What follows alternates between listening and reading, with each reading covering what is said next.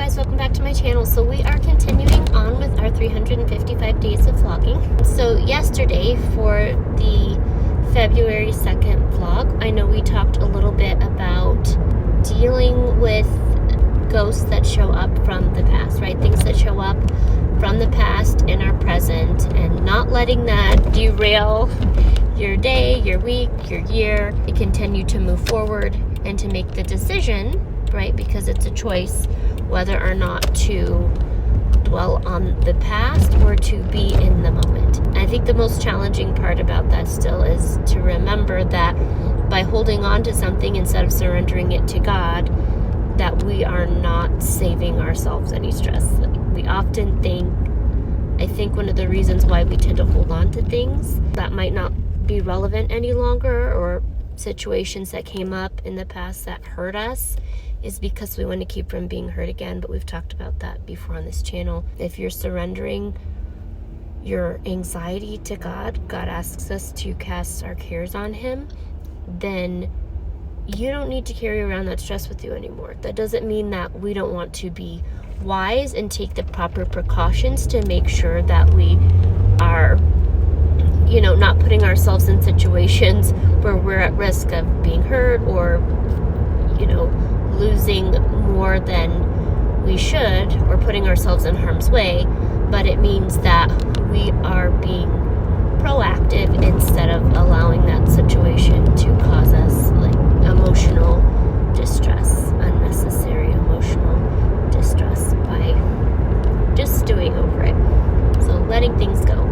And another part of that for today's vlog, I wanted to talk with you guys a little bit about not focusing on the future either, right? So we talked about not worrying about things that happened in the past, in the present, and letting them take up our time. But at the same, that also includes, or we also don't want to forget to not focus so much on the future that we're not living in the present, right? So even if you say, okay, well, I have this goal and I want to save up so much money to do this thing, but it's going to take so much time to get there or to do that this obsession, right, this tendency to overthink is keeping us from being productive in the moment. Or even if you were to look at where you were 5 years ago or 10 or 15, 20 years ago, if you were to have done something small consistently to help you to achieve your goal, right now you might be in a different position. But instead of stewing over the fact that, I should have done things differently 20 years ago, or it's going to be so much harder for me to reach that goal or to get to XYZ now in the future than it would have been back then, to take a pause and, as my husband would say, start fresh in the moment, right? To create a new starting point for yourself.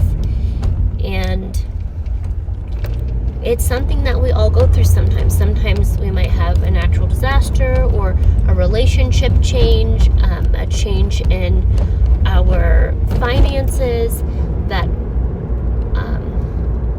or a job change, something that requires us to refocus and begin from a new starting point, and to not attach any weight to that, but to just see it for what it is and leave the past behind you, any guilt that came with that, and not to worry about what future could have been, and to focus on, okay, what can I do now for the version of myself that exists 10 to 15 years from today. I love you guys. I hope that this was helpful to someone, and I hope to see you in the next video. Bye, guys.